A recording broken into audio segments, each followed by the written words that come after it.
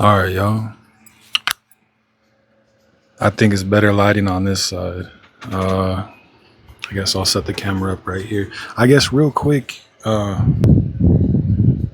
got the back open here in this parking lot. I don't know if you would call this a public parking lot. I guess anybody can show up and hang out. There's no sign saying that you can't. There's just signs saying no parking over there by the entrance. Um, I have the back open in public for the first time. I'm a little nervous, so I do have my pepper spray. I have my pepper spray on standby just in case somebody wants to get weird. There was like this old couple riding by on bikes a little earlier, and one of them like looked back at my truck and was being a little nosy. He was like doing little circles around, like looking at, trying to figure out what the hell it is here in the back, which I understand it's a little unusual to have this in the back. As you guys seen in an older video, it is tinted. You cannot see it on the outside. It looks like a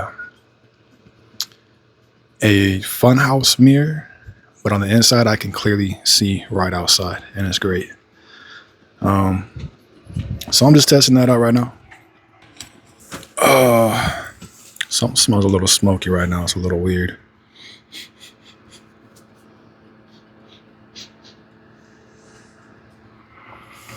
So it's been a long week. Let me try to straighten this out. It's been a long week. I started volunteering at the Hope Center Monday. Today is Sunday. I spent this whole weekend just resting. I did a lot of napping and sleeping and resting and processing, a lot of processing. Where do I start? Monday, I decided, today is the day to go over there and start this new journey of trying to work in mental health.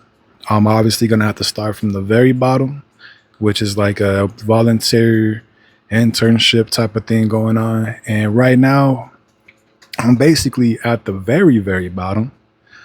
I'm internshipping for an internship. I'm volunteering before I can officially volunteer. Basically, how it works is I went there. I met the people working there. Everybody there is really great people, really cool people, really nice people. The place is very welcoming. It is a safe space, non-judgmental safe space for people who are struggling in life to come in and get help with the resources that they need. It's not necessarily based around mental health, although most people that come in know about it because they gotten help in the past for their mental health from the main building outside. So people will come in and they'll either like try to get a free coffee, some snacks out of it and leave, or they'll stick around and like hang out. And they're really big on like this dice game called 10,000. It's like a modified version of this dice game called Farkle. It's called Farkle, but they have their own modified version of it. And I've learned it. It took me a whole day to learn it because nobody would teach me. They just wanted to count my dice for me. And so I had to watch people how to play, and I picked up on it. And I technically won my first game Friday. And that was pretty cool. That was fun. Oh, somebody's coming by with their little dog right now. So that was all going on. Basically, they told me that they want me to hang out, get to know people more, see if it's something that I really want to do or not. And Friday, I got the green light from the lady that runs the place. Basically, she told me to hang out for another week, and then by the end of this following week, that she was going to start the application process for me. And she basically wants me as a driver more than anything because they need to pick up people outside of town to bring them to the center to come hang out and get the resources that they need. And they're already too busy to be able to go out and do that. So by me becoming a driver, I'll be lifting a lot of burden for them for doing that. They'll provide me a vehicle. They'll pay for the gas. Like nothing comes out of my pocket. I'm sure they'll just have to put me on the insurance policy. That's a whole it's a whole process along with the becoming an official volunteer process. But everything is looking really good. I think that I can safely say that these people like me. I like them. I do feel welcomed. They do keep wanting, they're like, you're going to come back tomorrow? You're going to come back tomorrow? Like they keep, encouraging me to come back and hang out and all that. So it's looking good. Everything's looking good. So that's where I'm at with that, man. I'm starting at the very bottom. I have aspirations to get to the top, get employed and actually be working one-on-one with other people who are struggling with their mental health and being able to help them in ways that I can. Or, whichever way this turns, like I want to wake up every morning knowing like, yeah, I'm going to work at a place that really matters the most to me. Like working in mental health would be the best case scenario for me. I would feel good waking up early every day. If I had to work at some place that I didn't value, that I didn't find any purpose in, I would dread waking up every day. And I just don't want to spend my life doing that. Either path that I take, no matter what path I take, I have to have a job. I have to make money. I have to, money is really, really important in this life, unfortunately. But, figuring out how you make that money is the only control you have in it. And the way that I want to make that money is through, helping people through the worst of it. Because I've been through the worst of it. And what helped me get through the worst of it the most was the people that were there for me, that were able to help me. The nurses that were working at the hospital when I almost died in the mental hospital. I don't know if I ever told you guys that story, but long story short, somebody messed up my medication.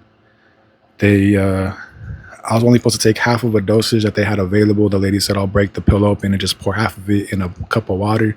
For some reason, she thought that was a good idea. I didn't know better, so I also thought that was a good idea. And the next thing I know, I'm like crawling on the floor, like my body's shutting down. My face is turning white, my lips are turning blue. All the nurses are around me and they're all like freaking out, trying to keep me calm. And then the next thing I know, I'm in the hospital, laying on a hospital bed and trying to stay awake because I feel like if I go to sleep, I'm not gonna wake back up. And going through that experience, there was a nurse, this one nurse in particular, I forget her name. I really want to run into her again. She just talked me calmly through everything, just like, like everything's gonna be all right. Like, are you still here with me? Like she was like really taking care of me.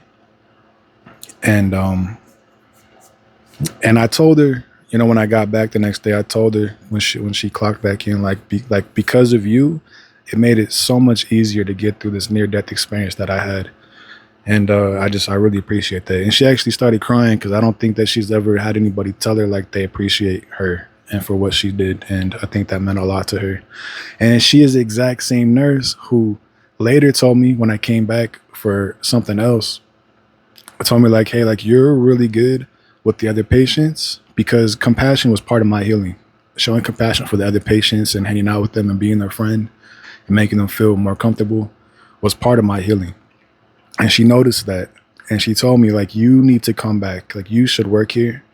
But to do that, you need to start by volunteering at the Hope Center and work your way up.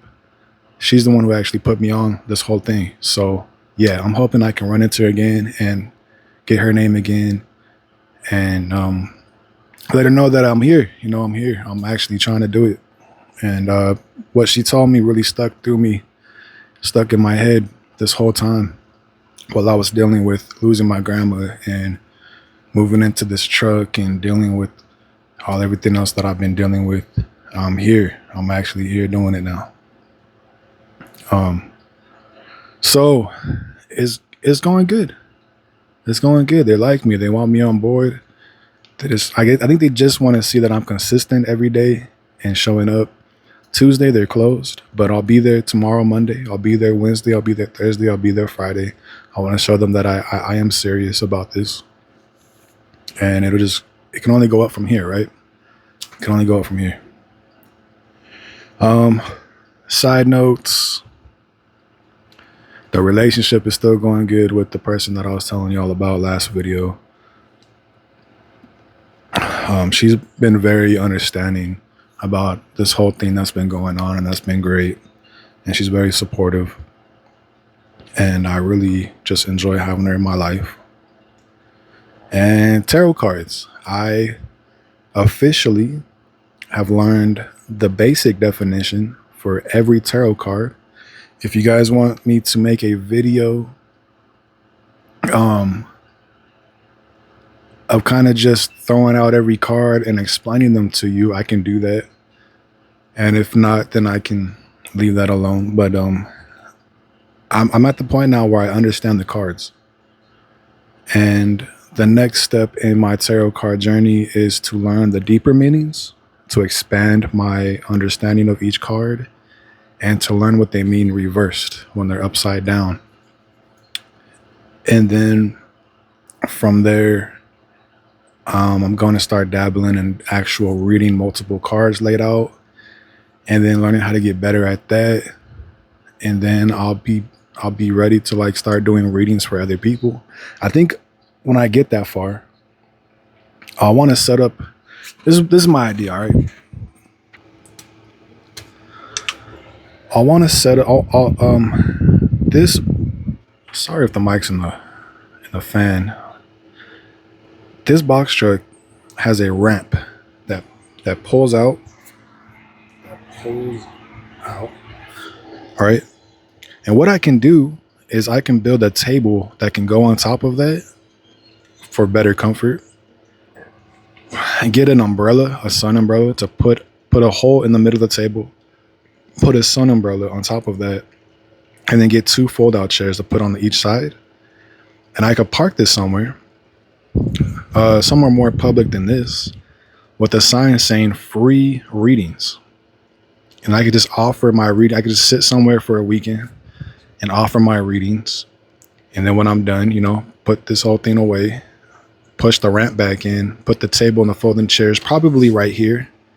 I could probably hide them right here, and then do that for a little bit until I can get better at reading. I can get my name out there that I am a tarot reader, and just go from there, I guess. And that's one way to do it. I guess another way would be to just advertise online, and then same thing, set up the truck like that so it's comfortable for people, offer them drinks out the fridge, and just sit at the little table that I make and offer readings, and just kind of network in that way and practice in that way. And I think it'd be really cool. I think it'd be really great social experience in that way. And that'd be cool. It'd be great. I don't know what else to say. I think that's all for my update.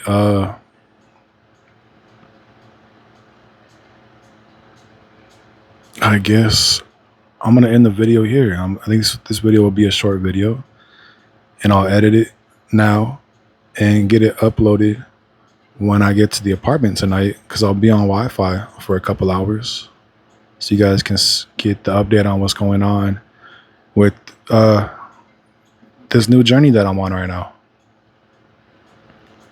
And then I guess I'll wait till next weekend to update you again, and kind of talk. I think next weekend I'll talk more in depth about what's going on and how everything is going, and I'll probably have some stories to share. So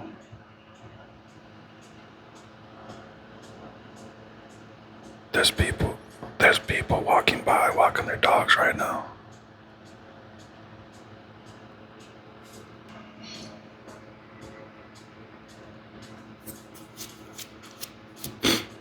See, I like these kind of people. They just walk by. They ain't trying to stick their nose in here.